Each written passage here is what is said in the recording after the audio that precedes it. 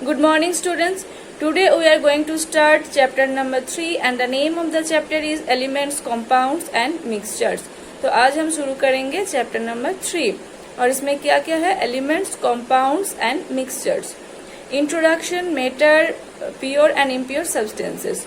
Matter can be broadly classified into pure and impure substances. तो matter को हम दो पार्ट में डिवाइड करते हैं, pure substances and impure substances. Pure substance क्या होगा, एलिमेंट्स एंड कॉम्पाउंड्स, ये दोनों होगा pure substance and impure substance क्या होगा, मिक्सचर, मिक्सचर होगा इम्प्योर सब्सटेंस. तो एलिमेंट्स का एग्जांपल क्या होगा, के मतलब पोटेशियम. तो ये के क्या होगा, प्योर सब्सटेंसेस होगा, made up of one kind of atoms only, और ये एक ही काइंड का एटम से बना हुआ है. Cannot be broken down into two more simpler substances, और इसको हम दो या दो से ज्यादा सिंपलर सब्सटेंस से डिवाइड भी नहीं कर सकते हैं. जैसे कि कार्बन का सिंबल क्या होता है, कैपिटल सी. तो कैपिटल सी ये एक प्योर सब्सटेंस होगा और ये ओनली कैपिटल सी मतलब कार्बन एटम से ही बना हुआ है, एक ही काइंड का एटम से बना हुआ है कार्बन. एंड कार्बन को हम दो या दो से ज्यादा सब्सटेंस में डिवाइड भी नहीं कर सकते हैं. तो ये है एलिमेंट्स का एग्जाम्पल. नेक्स्ट है कॉम्पाउंड्स. तो कॉम्पाउंड्स क्या होगा, KCl. जब पोटेशियम KCl किसका सिंबल होता है, क्लोरीन का. तो जब पोटेशियम एंड क्लोरीन दोनों मिक्स होता है तो क्या होता है, KCl प्रोड्यूस होता है. और ये KCl एक कॉम्पाउंड होता है, ये भी एक प्योर सब्सटेंस होता है. मेड अप ऑफ टू और more elements, can be broken down into elements by chemical means. और इसमें क्या होता है, दो या दो से ज्यादा एलिमेंट से ये बना होता है और इसको हम केमिकल मेथड से दो या दो से ज्यादा सब्सटेंस में भी डिवाइड कर सकते हैं. केमिकल मेथड से हम इसको अलग से पोटेशियम एंड क्लोरीन में डिवाइड कर सकते हैं. तो ये कंपाउंड भी क्या है, एक प्योर सब्सटेंस है. अब नेक्स्ट है मिक्सचर्स. तो मिक्सचर्स भी क्या होता है, एक इम्प्योर सब्सटेंस होता है और ये दो टाइप्स का होता है. एक होता है होमोजीनियस मिक्सचर एंड दूसरा होता है हेटेरोजीनियस मिक्सचर. अब होमोजीनियस मिक्सचर का एग्जांपल क्या होगा, KCl प्लस H2O. KCl मतलब पोटेशियम क्लोराइड और वाटर. तो जब मिक्स होता है तो क्या होता है, होमोजीनियस. मतलब होमोजीनियस मिक्सचर क्या होगा, कोई भी सब्सटेंस अगर वाटर में पूरा डिजल्व हो जाएगा, पूरा घुल जाएगा, तो जो सॉल्यूशन होगा वो क्या हो जाएगा, जो मिक्सचर होगा वो क्या हो जाएगा, होमोजीनियस मिक्सचर होगा. पर हेटेरोजीनियस मिक्सचर क्या होगा, अगर कोई सब्सटेंस वाटर में पूरा डिजल्व नहीं होता है, पूरा घुल नहीं जाता है, तो जो मिक्सचर होता है वो क्या होता है, हेटेरोजीनियस मिक्सचर होता है. तो होमोजीनियस मिक्सचर का एग्जाम्पल क्या होगा, पोटेशियम क्लोराइड प्लस वाटर. इसमें क्या होगा, पोटेशियम क्लोराइड का एक सॉल्यूशन होगा, इसलिए ये हो जाएगा होमोजीनियस मिक्सचर. और हेटेरोजीनियस क्या होगा, पोटेशियम क्लोराइड प्लस NaCl मतलब सोडियम क्लोराइड. तो potassium chloride and sodium chloride जब मिक्स होगा तो क्या होगा, कोई भी सॉल्यूशन नहीं होगा, तो इसलिए ये क्या होगा, हेटेरोजीनियस मिक्सचर होगा. और ये जो मिक्सचर होता है ये दो या दो से ज्यादा सब्सटेंस से बना होता है. जैसे कि पोटेशियम क्लोराइड ये एक सब्सटेंस है, सोडियम क्लोराइड ये भी एक सब्सटेंस है. तो दो अलग अलग सब्सटेंस, ये दो या दो से ज्यादा अलग अलग सब्सटेंस से बना होता है. Mixed in any proportion and कोई भी रेशियो में मिक्स होता है. जैसे कि वाटर में क्या क्या होता है, हाइड्रोजन होता है, ऑक्सीजन होता है. हाइड्रोजन एंड ऑक्सीजन 2:1 रेशियो में मिक्स होता है वाटर फॉर्म करने के लिए. पर मिक्सचर में ऐसा कोई फिक्स रेशियो नहीं होता है, कोई भी सब्सटेंस कोई भी रेशियो में जुड़ सकते हैं. इसलिए मिक्सचर में क्या होता है, कोई भी substance mixed in any proportion, कोई भी प्रोपोर्शन मतलब कोई भी रेशियो में जुड़ सकते हैं. And substances retain their properties. And जो मिक्सचर होगा उस मिक्सचर में सब्सटेंस का जो प्रॉपर्टी अलग अलग प्रॉपर्टी होता है, प्रॉपर्टी अलग अलग ही रहता है. तो अब एग्जाम्पल देखो, एलिमेंट का एग्जाम्पल है पोटेशियम. और कंपाउंड क्या होगा, जब पोटेशियम क्लोरीन के साथ जुड़ेगा, मिक्स होगा, तो क्या होगा, पोटेशियम क्लोराइड होगा. और पोटेशियम क्लोराइड क्या होता है, एक कंपाउंड होता है. और पोटेशियम क्लोराइड को जब हम वाटर में डिजोल्व करेंगे तो एक सॉल्यूशन होगा पोटेशियम क्लोराइड का, ये होगा मिक्सचर. और ये होमोजीनियस मिक्सचर होगा क्योंकि पोटेशियम क्लोराइड पूरा डिजोल्व हो जाएगा वाटर में, तो इसलिए ये एक होमोजीनियस मिक्सचर होगा. तो ये था एलिमेंट्स, कंपाउंड्स एंड मिक्सचर का डेफिनेशन. अब हम देखेंगे, अब हम जानेंगे एलिमेंट्स के बारे में. Elements occurrence and atom a basic unit of element.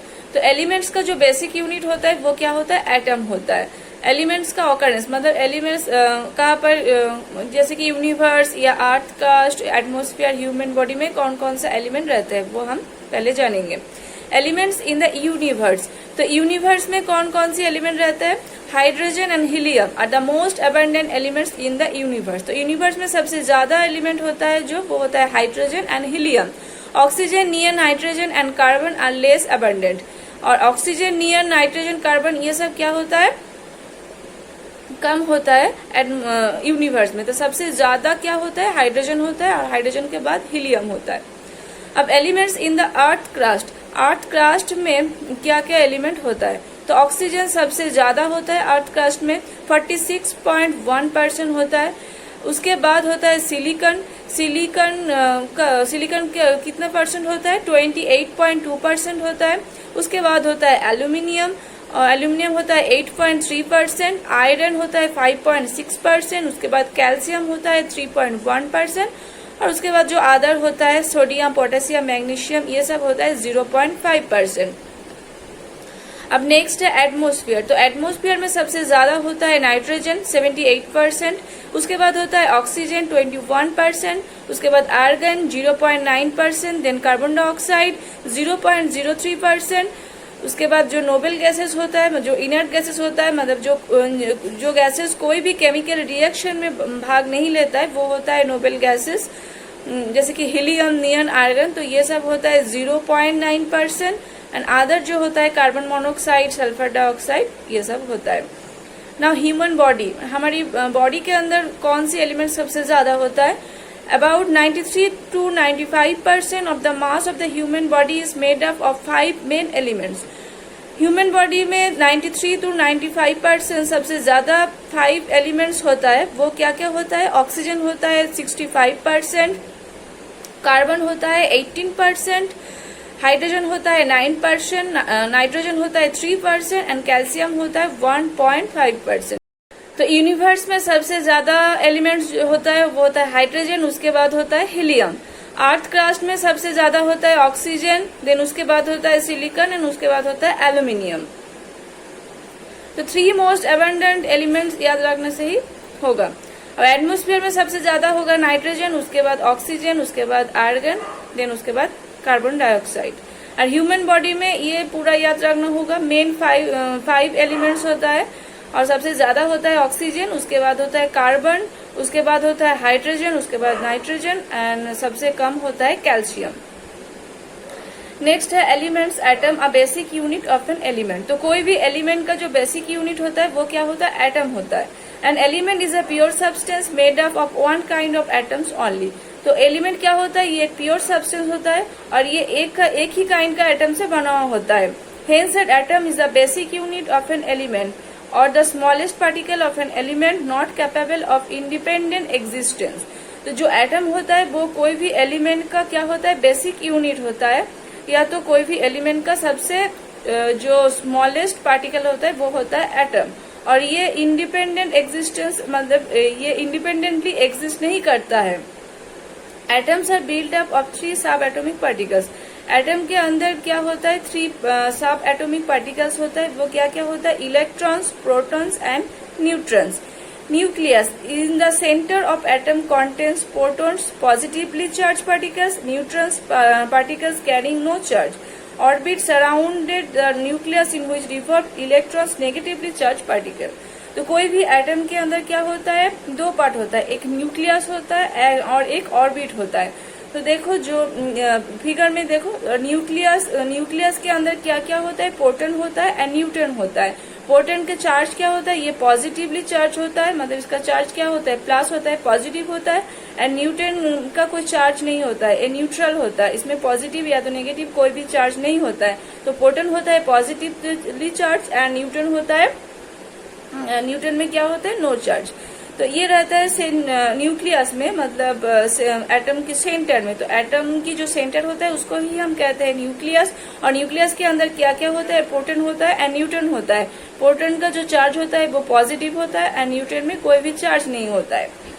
अब न्यूक्लियस के बाहर जो सर्कल होता है वो क्या होता है? ऑर्बिट होता है। Surrounded the nucleus in which revolve, तो न्यूक्लियस के चारों ओर जो सर्कल होता है वो क्या होता है, ऑर्बिट होता है। और ऑर्बिट में जो इलेक्ट्रॉन होता है वो घूमता रहता है और इलेक्ट्रॉन्स का चार्ज क्या होता है, नेगेटिव होता है। तो प्रोटॉन होता है पॉजिटिवली चार्ज, इलेक्ट्रॉन होता है नेगेटिवली चार्ज एंड न्यूट्रॉन का कोई चार्ज नहीं होता है। प्रोटॉन एंड न्यूट्रॉन क्या होता है, एटम की सेंटर में रहता है। सेंटर को हम क्या कहते हैं, न्यूक्लियस कहते हैं। एंड जो इलेक्ट्रॉन होता है वो न्यूक्लियस के बाहर जो ऑर्बिट होता है उसमें घूमता रहता है। तो ये है एटम के अंदर क्या क्या होता है। और एटम क्या होता है, कोई भी एलिमेंट का सबसे छोटा पार्टिकल होता है और ये इंडिपेंडेंटली एग्जिस्ट नहीं कर सकता है। अब नेक्स्ट है एलिमेंट्स क्लासिफिकेशन। तो एलिमेंट्स को हम 4 टाइप्स में डिवाइड कर सकते हैं। क्या क्या, metals, non metals, metalloids and noble gases. तो ये 4 टाइप्स का होता है एलिमेंट्स।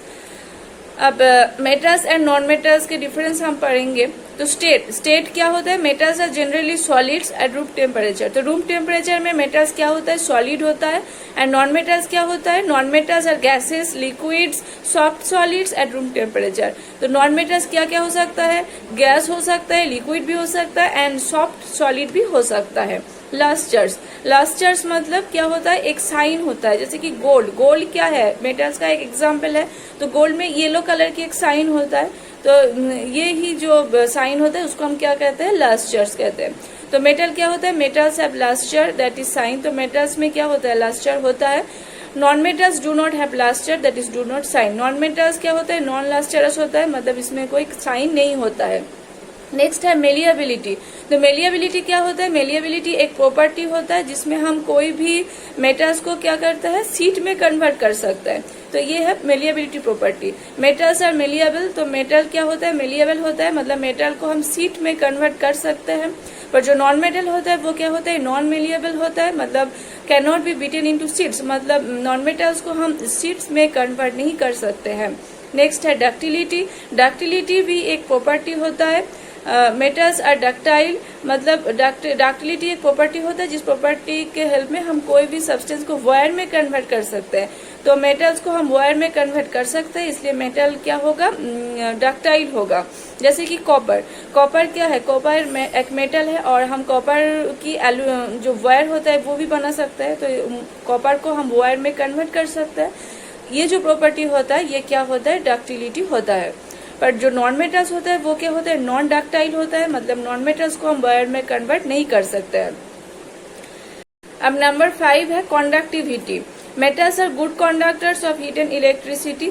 तो मेटल्स क्या होता है, हीट एंड इलेक्ट्रिसिटी का गुड कंडक्टर होता है, मतलब मेटल्स के अंदर easily heat and electricity pass हो सकता है। पर जो नॉन मेटल्स होता है वो क्या होता है, पुअर कंडक्टर होता है हीट एंड इलेक्ट्रिसिटी का।